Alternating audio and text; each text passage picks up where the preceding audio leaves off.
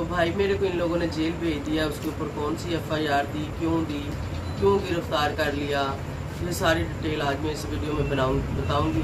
क्योंकि मैं अभी शाम का टाइम है जब ये वीडियो को अभी बना रही हूँ, तो मैं आज जेल भी गई थी, मैं उसकी मुलाकात करके आई हूँ और उससे हर चीज़ में पूछ कर भी आई हूँ। सब इंशाल्लाह आपके साथ शेयर करूँगी और प्लीज़ हमारे लिए दुआ करें।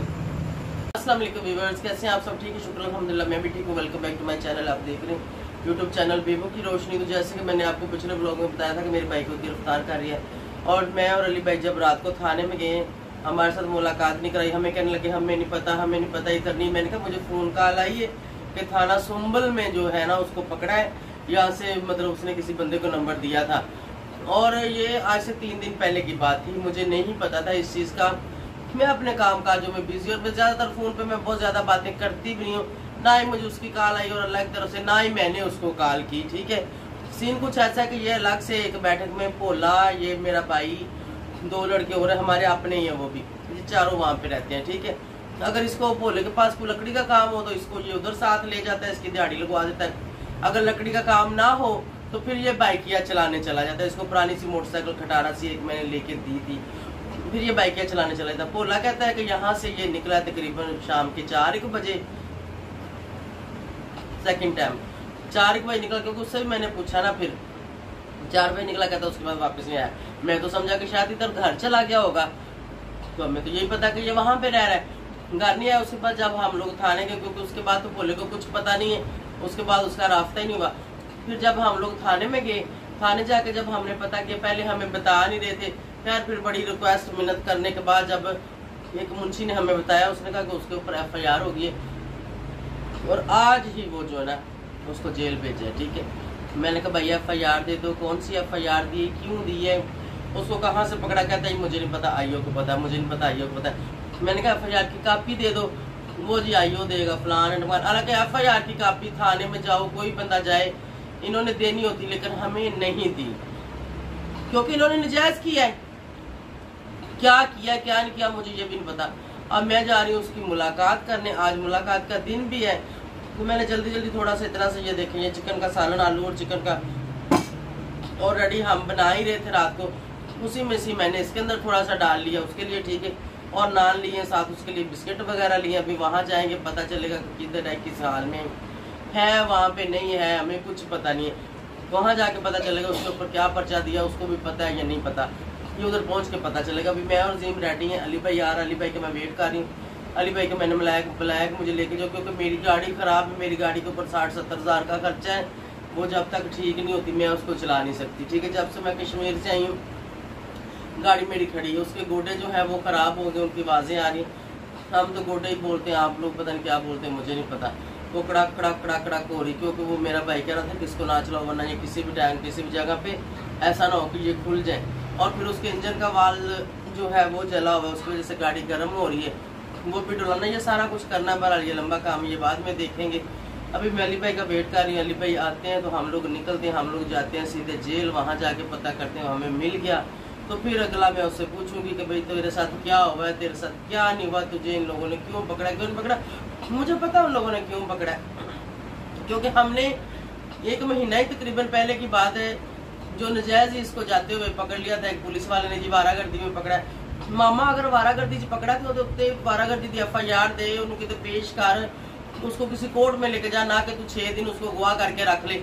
फिर मैं डीआईजी के जाके पेश हो गई। जब मैं वहाँ पे पेश हुई तो फौरन जैसे डीआईजी ऑफिस से कॉल आई कि फलाना नाम का बंदा है, तो वो जल्दी से हाजिर करो जिधर किया, उसको क्यों रखा है, क्या वजह है, क्या मसला है, एफआईआर दी, जो भी किया है उसको लेके आओ। तो फौरन इन लोगों ने वारागर्दी का पर्चा देकर उसको कोर्ट में जाके छोड़ दिया। ठीक है, उसके ऊपर डीआईजी साहब को मैंने फिर से कहा कि भाई जब 5 दिन रखा, एफआईआर नहीं दी, 5 दिन बाद जब मैं यहाँ आती हूँ तो फौरन से कोर्ट में जाके उसको वारागर्दी का पर्चा देकर छोड़ते।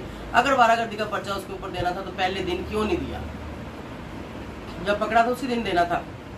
हम भी कानून को समझते तो वो काम नहीं किया। तो उसने जब कहा कि आज ही आज इसकी इंक्वायरी मुझे चाहिए इस केस की, इसी दिन, तो फौरन भागे। ये पुलिस वाले जो थे इन्होंने चौधरी साहब को ढूंढा, मेरे हस्बैंड को ढूंढा, उसके घर चले गए, वहाँ पे कुछ तल्लक वास्ते वाले बंदे लेके आ गए, क्या हमें माफ़ी दे दो, हमारी नौकरी का मसला, हमारा ये हमारा वो। तो यकीन जाने मेरे अंदर अल्लाह ताला ने ऐसा दिल डाला, मैं कहती हूँ किसी का भी बच्चा भूखा ना सोए, किसी कोई भी तकलीफ में ना हो, कोई भी किसी की भी बीवी ना रोए, किसी की भी माँ ना रोए, किसी की भी बहन ना रोए, जैसे हम परेशान है ऐसे कोई भी ना हो, ठीक है।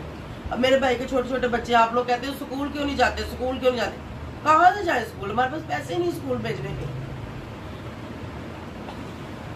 स्कूल कैसे डालें, फीसें कौन देगा, उनके एडमिशन कौन देगा, उनकी यूनिफॉर्म कौन देगा, उनका सारा कुछ क्या करेगा। एक बंदा 1000 रुपया कमाता है, 500 रुपया कमाता है, कभी 300 रुपया कमाता है, उससे वो रोटी खाए या बच्चों को स्कूल पढ़ाए, बताओ मुझे उसको क्या करे। अगर इतनी लैंडलॉर्ड हो या इतना ही पैसा हो तो बच्चे स्कूल पढ़ रहे होते, कुछ ना कुछ तो कर ही रहे होते ना। लेकिन इसके पीछे ये हाथों के पड़े हुए, अब तो और ही ज्यादा से ज्यादा वो कह रहे खतरनाक आ रहे। कोई बंदा कुछ भी नहीं करता, पकड़ पकड़ के, तो मैं अब ज्यादा बातें यहाँ नहीं कर सकती, हो सकता है मेरे लिए भी खतरा ना साबित हो जाए, ठीक है कि नहीं। अब कई किस्म की जो है पुलिस अगले लोगों ने निकाल दी हुई है, कुछ तो ऐसे कि पता ही नहीं पुलिस है कि नहीं है। हमारे इधर घर के पास ही मैं आप लोगों को बताऊंगी, किसी के 4 बच्चे उठा के ले गए आके, 4 बच्चे, 9 साल का बच्चा, 11 साल का बच्चा, 13 साल का बच्चा, एक 15 साल का बच्चा, 4 बच्चे थे। और एक उसका बेटा है हमारे जानने वाली है, और 3 उसके पोते हैं, उसके बेटे के बेटे, ठीक है। चारों को उठा के ले गए। क्यों उठा के ले गए कुछ बताया नहीं है, कहाँ ले गए कुछ बताया नहीं है, कौन से थाने से आए थे कुछ बताया नहीं है। कम से कम अगले बंदे को बता के तो जाओ कि हम इस थाने से आए हैं, इस वजह से लेके जा रहे हैं। अगला बंदा वहां रुजू करे, पता करे, आप लोगों ने FIR देनी है, आप लोगों ने गोली मारनी, क्या करना है, ठीक है कि नहीं। ये तो ज्यादती, ये तो जुल्म हो रहा है। वैसे जुल्म नहीं होना चाहिए, लेकिन मैं चुप नहीं बैठूंगी।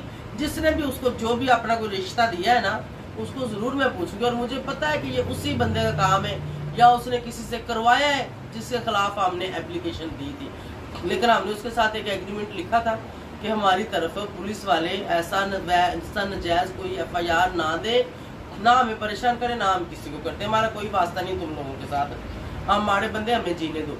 तो उसने एग्रीमेंट एक लिखा था हमारे साथ, वो भी मेरे पास मौजूद है। जो एप्लीकेशन वहां दे गई थी वो भी मेरे पास मौजूद है, उसके रिकॉर्ड है मेरे पास। मेरा भाई कोई चोट केट नहीं है, कोई मनशियात फरोश नहीं है, कोई नशई नहीं है, कुछ भी नहीं है, ठीक है। ना कोई किसी का कत्ल किया, ना किसी को मारा, कुछ भी नहीं किया।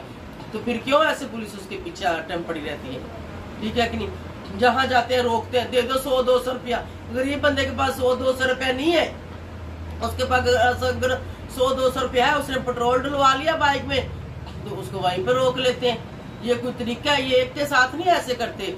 जो 100-200 दे देता है, इनके मुंह में गंद हड्डी डाल देता है, जहाँ से ये हराम खा लेते हैं ना, उनको जाने देते हैं। जिसके पास नहीं है हराम देने के लिए, उसको चला जा। फिर तो जब माड़ा अगर को आगे से बोल पड़ा है तो बस फिर तो आ जा। इनके पास ये इख्तियार है कि ये किसी के ऊपर भी उठाएं और पर्चा दें, और किसी को भी ये लेके ये ऐसे ही करते हैं। मेरे साथ ऐसे हो चुका नहीं, ऐसे ही करते हैं, ठीक है। इंतहाई मेरे पास इन लोगों के लिए इतनी गंदी गालियां मैं यहाँ देना नहीं चाहती, अल्लाह ही रहम करे। बहरहाल मुझे गुस्सा आ रहा है, मैं इमोशनल हो जाती है और मुझे गुस्सा भी आ जाता है। फिर मेरा अपना मेरे कंट्रोल में नहीं रहता, तो मैं अभी ज़्यादा बात नहीं करूँगी। मैली भाई का वेट करती हूँ और हम लोग चलते हैं जेल, और वहाँ जाकर उससे मिलते हैं और पूछते हैं कि उसके साथ हुआ क्या है। तो आप सबको इंशाल्लाह मैं बताऊँगी, बस दुआ करें प्लीज़। ये क़यामत हमारे ऊपर जो है पता नहीं कहाँ से आ चुकी। मेरे अगले ही गुजारे नहीं हो रहे थे, पहले ही हमारी पूरी नहीं पार्टी थी, तो ऊपर से एक और स्यापा हमारे गले पड़ गया। चलो अल्लाह जो करता है बेहतर ही करता है, और अल्लाह ही जानता है कि उसने अपने बंदे को कहाँ किस हाल में रखना है। मिलते हैं इंशाल्लाह। तो हम निकल गए जी, अली भाई आ गए, साथ में नाया भी जा रही है। मैं अली भाई नाया हम सब जा रहे हैं, ठीक है। तो इंशाल्लाह मैं आगे चल के आपको फिर वापसी भी बताऊंगी, अब जो भी बात है, जो भी मसला है। ये है जी पुराना एयरपोर्ट, ये अभी यहाँ से हम लोग क्रॉस कर रहे हैं, आगे जा रहे हैं। अभी हम पहुँच गए जी कचहरी चौक, राइट लेफ्ट उस तरफ, ये देखिए ये पार्क आ, और ये सामने सारा कचहरी का रश है। ये देखिए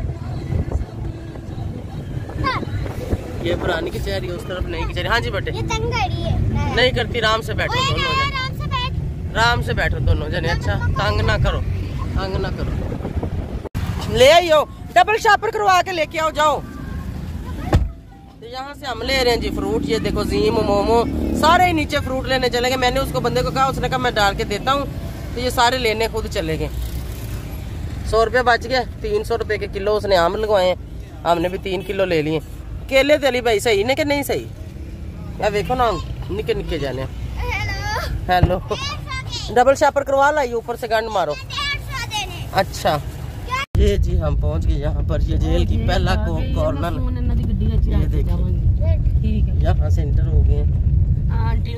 अल्लाह किसी दुश्मन को भी ना यहाँ पे लेके आए। ठीक है, आ गया। बस अभी जाते हैं अंदर और देखते हैं। अभी तो मैं 2 घंटे लग जाने, 2 घंटे बाद मुलाकात होनी, लाइनों में लगना पड़ेगा। फाइनली जी मुलाकात करके हम लोग जा रहे हैं वापस। पूरी डिटेल जो है ना मैं घर जाके बताती हूँ कि क्या मसला हुआ, क्या मामला हुए।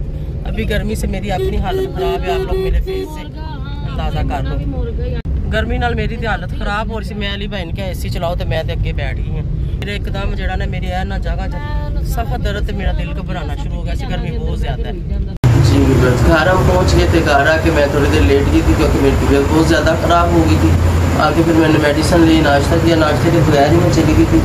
और फिर जो है ना मैं थोड़ा सा उठ के बैठी। एक भाई की वजह से तबीयत खराब हो गई, दूसरा गर्मी बहुत ज़्यादा थी उसकी वजह से तबीयत खराब हो गई, तीसरा हम लोग कुछ भी खा के नहीं गए थे, ऐसे ही चले गए थे। उठे दूसरे थे हम लोग निकल गए ना। तो बहरहाल जो हुआ सो हुआ। अभी मैं थोड़ी सी डिटेल बताती हूँ कि उसके साथ क्या हुआ, क्यों हुआ, कैसे हुआ।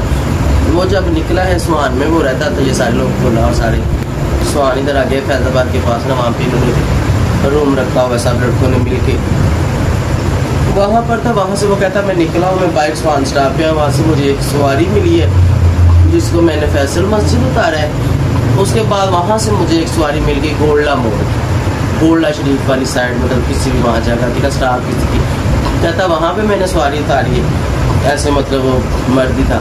उसको मैं उतार के वापस निकला थोड़ा सा। मैंने कहा किसी स्टॉप पे जाके खड़ा होता हूँ जहाँ से कोई नेक्स्ट सवारी वगैरह मिल जाएगी। कहता अभी मैं जा ही रहा था, वो खाली सा पता नहीं कौन सा रास्ता है, मैं तो उस तरफ कभी गई नहीं, कह रहा खाली सा रास्ता, तो मैं उस पर जा ही रहा था। सामने से 2 गाड़ी आई, ये पुलिस वालों की जो गश्त कर रही होती शायद कोई ऐसी। उन्होंने मुझे रोका है, चलो आज लाइसेंस दिखाओ, शनाख्ती कार्ड दिखाओ। मैंने अपने कागज़ पत्र दिखाए, मोटरसाइकिल के कागज़ दिखाओ। मोटरसाइकिल की उसके पास एक थी कापी डुप्लीकेट ना, मैंने उसको वो दी। मैंने कहा जो असली गुम हो जाती है, कहीं गिर जाती है या कुछ भी, तो तुम ये रखो, तुम्हारे पास असली नहीं है। उसने कहा ये नकली है, उसकी नकल है, फोटो कापी उतार के मैंने रखी हुई है, असली भी मेरे घर पड़ी हुई है, असली मंगाओ जी। उसने कहा जी मैं सर मैं मंगा लेता हूँ असली। जाहिर है बंदा ऐसे लोगों से डरा हुआ तो बंदा यही कहेगा। कहते चलो चलो ठीक है, पढ़ो पढ़ो, फ़ोन था पढ़ो। फ़ोन उसका पकड़ लिया, सीधा उसको थाने में लेके गए। थाने में ले जाके उसको एक कमरे में बैठा दिया। तो कहता वहाँ पे मुझे 4-5 घंटे लोगों ने बैठाई रखा। 4-5 घंटे के बाद जब मुझे कहते हैं आज मुझे निकालना, और मुझे मार मार के उनके पास वो जो चित्र होता है उसके साथ इन लोगों ने मारा। ठीक है, मारने के बाद फिर मुझे दोबारा दूसरे कमरे में ले गए। ठीक है, दूसरे कमरे में जब मुझे ले गए, जब बंदे को इतना मारा, वो पूछे क्या कि मेरा कसूर क्या है। इधर आप कसूर नहीं पूछ सकते। अगर आप पूछोगे कि मेरा क्या कसूर है तो बस फिर सीधा लिखकर ही इन लोगों के पास। क्या था मैंने कोई सवाल जवाब नहीं किया, मार मोड़ खा के मैं चुपचाप बैठ गया। वहीं का एक मुंशी था या कोई सिपाही था, वो आया है तो मैंने उसको हल्का सा पूछा कि सर जी मेहरबानी करें मेरे ऊपर। उन्होंने क्या खामोश होकर बैठा रहे, चुपचाप बैठा रहे, तेरा जो है ना तेरा हिसाब लगा लेते हैं, तेरा बड़ा मसला है पुलिस वालों के साथ। मतलब उसने इसको जाहिर कर दिया, समझ गया। मुझे को कहे मेरा मतलब पीछे कोई सबका रिकॉर्ड हो, मेरा किसी के साथ कोई पंगा मसला हो और मुझे वो लोग कह दें, इशारा उसने इसको दे दिया, फिर ये खामोश हो गया। अब जिसने इसको पकड़ा था, जिसने इसको मारा है, फिर कहता वो आया तकरीबन सुबह के टाइम, सरगी के टाइम। तो मैंने उसको पूछा, मैंने कहा सर जी मेरा क्या करना है आप लोगों ने। कहता तेरा जो करना था कर दिया है। तो कहता मैं चुप होके बैठ गया हूँ ना। उसके बाद इन लोगों ने मुझे ना हवालात में बंद कर दिया।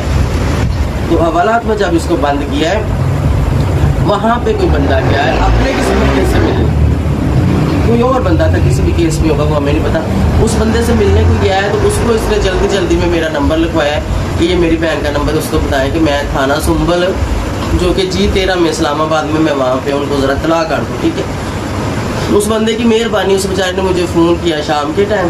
तो आप लोगों ने देखा है सर पिछले व्लॉग में जब मैं खाना वगैरह बना रही थी, फिर हम लोग घर से निकलते जाते थे तो हमें थोड़ी सी और देर होगी। ठीक है, कहने लगे यहाँ पे नहीं है, तो हम वहाँ से वापस चले गए। उसके बाद हमें उसकी कॉल आती है मुंशी की, जिसको मैं पूछ के नंबर दे कहीं था उधर या नहीं था, या इन्होंने कहीं आगे पीछे किया, या उसको उन्होंने जेल भेजा। उसकी मुझे कॉल आई तो मुझे कहने लगा कि आपका भाई तो जेल चला गया। मुझे उसने बताया कि ये जेल चला गया। पहले मुझे किसी और ने बताया कि आपका भाई वहाँ पे, जब वहाँ गए तो हमें कुछ नहीं बताया, कोई FIR नहीं हमने दी, उसके बारे में कोई बात नहीं की, ठीक है। बाद में हमें बताया घर आने पर कि आपका भाई, जो मैंने कहा कि मुझे कॉल आई कि मेरे पास वो नंबर है, मैंने कहा कोई मसला नहीं, मैं सुबह DIG पे फिर चली जाऊँगी कि मेरा भाई गायब है। फिर इन लोगों ने मुझे कॉल करके बताया कि आपका भाई जो जेल चला गया। जब हम जेल गए आज, फिर उससे जब मिले हैं हम, तो उसने ये बताया कि इन्होंने मुझे पकड़ कर, इन्होंने मुझे उसी वजह से पकड़ा है जो बंदों ने पहले पकड़ा था ना, जिन बंदों ने इसको 5-6 दिन मार कूट के रखा था, इसके ऊपर तशद्दुद किया था, जाहिर उन्होंने तशद्दुद इसके ऊपर कर दिया था। अब सीन ये है कि यहाँ तो ये पहले जिनके साथ इसकी 324 वो 224 क्या पता नहीं उसको बोलते हैं, वो दफ़ा ला के लड़ाई झगड़े में जब ये पहले जेल गया था, या वो बंदे इसके पीछे हैं, वो बार बार किसी पुलिस वाले को इसके पीछे लगा देते हैं कि इसको पकड़ो, ठीक है, इसको पकड़ो या इसको मारो या कुछ भी करो, ठीक हो गया। अब डायरेक्ट कोई बंदा आके मारेगा या कुछ करेगा तो जाहिर बात है कानून है, उसको तो बंदा जवाब उससे मांगेगा। लेकिन अब कानून से कौन जवाब मांगे, कानून से कोई नहीं जवाब मांग सकता, आप तो बिल्कुल भी नहीं मांग सकता। अब जो मरियम साहबा ने कर दिया है, उसने कहा है कि पकड़ो और गोली मारो, जो जराइम पेशा लोग हैं उनको पकड़ के गोली मारो। लेकिन अब ये लोग किसको गोली मारते हैं, उसको साबित कौन करेगा कि ये बंदा गलत था या नहीं था, कहाँ करेगा, ये नहीं हो सकता, ये मुश्किल। अब जीना और रहना ज़्यादा मुश्किल हो गया, ठीक है। मैंने तो कहा था कि मैं वापस जाके वहीं पे इस्लामाबाद का ही मामला है, मैं फिर वही कागज़ पत्तर जो पहले मेरे पास ऑलरेडी थे, मैं वो लेके DIG साहब के दोबारा पेश होती हूँ कि ये सब क्या है, उस बंदे ने मेरे भाई से इस तरह से बदला लिया है, उसको पकड़ के और उसको नजायज़ मारा, ना मेरा भाई नशा पिए ना मेरा भाई नशा बेचे, और उसके ऊपर जो FIR दी है 230 ग्राम कोई ड्रग्स उसके ऊपर डाल दिए। अब कौन सी ड्रग्स डाली है ये मुझे नहीं पता, क्योंकि अभी मुझे FIR नहीं मिली, ये मुझे उसने बताया, ठीक है। आगे मैंने कॉल की थी, मैंने कहा भाई मुझे FIR सेंड कर दें, मुझे चाहिए, जाहिर है मैंने उसको कोई निकालना है या उसकी ज़मानत करानी है, जो भी करना है। उस बंदे ने मुझे डाल दिया, कहने लगा मैं वहाँ पे नहीं हूँ, या हो सकता है वहाँ पर ना हो, जिस मुंशी ने मैं कॉल करके बताया था कि उसको जेल भेज दिया, उसी बंदे को मैंने कॉल की। कहता मैं वहाँ पर नहीं हूँ, मैं रात को आऊँगा 10-11 बजे, तो मैं आपको सेंड कर दूँगा, ठीक है। 10-11 बजे कर देगा, नहीं करेगा तो मैंने वकील से बात की, वो वकील जो है ना खुद भी वहाँ से जाके वो ले लेगा। उसने मुझे बताया कि मेरे ऊपर इस तरह से झूठी FIR दे के झूठी मेरे ऊपर ड्रग्स डाल दी। मैं एक बात यहाँ पे करती हूँ कि अगर कोई ड्रग्स सेलर है तो वो ड्रग्स सेलर ऐसे थोड़े होते हैं, उनकी इस तरह के घर थोड़े होते हैं, अगलों के पास अन्ना पैसा होता है, अगले याशियाँ करते हैं, अगलों के बच्चे, उनकी फैमिली, उनके घर वाले पता नहीं कैसे और कहाँ रहते हैं, और ऐसे लोगों को अल्लाह रहम दे और ऐसे लोगों को अल्लाह सीधे रास्ते पर लेके आए। हमारे घर एक टाइम की पकती है तो एक टाइम की पकती नहीं है। बच्चे हैं जो वो स्कूल जाने से बैठे हैं, बच्चे जो है वो खाने से बैठे हैं, वो कभी 500 कमा के लाता है, कभी 800 कमा के लाता है, कभी वो 1000 कमा के लाता है, कभी उसका कोई ज़्यादा काम, उसको कुछ सवारियाँ आगे पीछे, मतलब एक छोड़ी दूसरी मिल गई, दूसरी छोड़ी तीसरा मिल जाए तो मर के उसका कभी मैंने नहीं देखा कि 1500 रुपया बनाओ, ठीक है। कभी कभार कहीं उसका बनता है, तो जाहिर है हर बंदे का दिल करता है कि उसके बच्चे अच्छा खाएं, अच्छा पिएं, अच्छा रहें। उसमें से कभी वो 500 रुपया अपने बच्चों को दे देता है कि ये लो आप तीनों जने ना इसकी चीज़ खा लो, ठीक है। हर बंदे का दिल करता है कि मेरे बच्चे चीज़ खाएं, अच्छा खाएं, क्या बंदा करे। तो ऐसे लोगों की, इन लोगों को शर्म नहीं आनी, इन लोगों को हया नहीं आनी। बहरहाल वो जिसने बदला लिया, जो बंदे हमारे घर आए थे उसको लेके कंप्रोमाइज़ के लिए उनके साथ फिर मैंने भी आज रब्ता किया कि आप लोगों ने कंप्रोमाइज़ कराया था, तो आप देखो उसने ये किया कि नहीं उसने किया होगा, मैंने कहा उसी ने किया, उसी का ये काम है, ठीक है। बहरहाल उन्होंने कहा कि आप उसको बुलाते हैं, उसको बैठाते हैं, उसको पूछते हैं कि भाई देखो जब एक आपके साथ हमारा मामला ख़त्म हो गया था तो आपने फिर दोबारा ऐसे क्यों किया।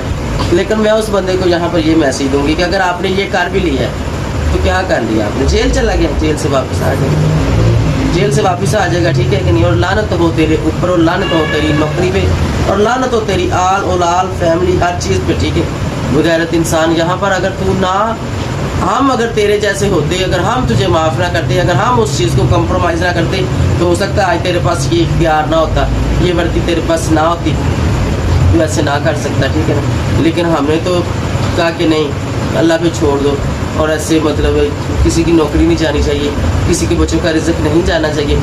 हमने तो ये सोच के उस बात को कंप्रोमाइज़ किया।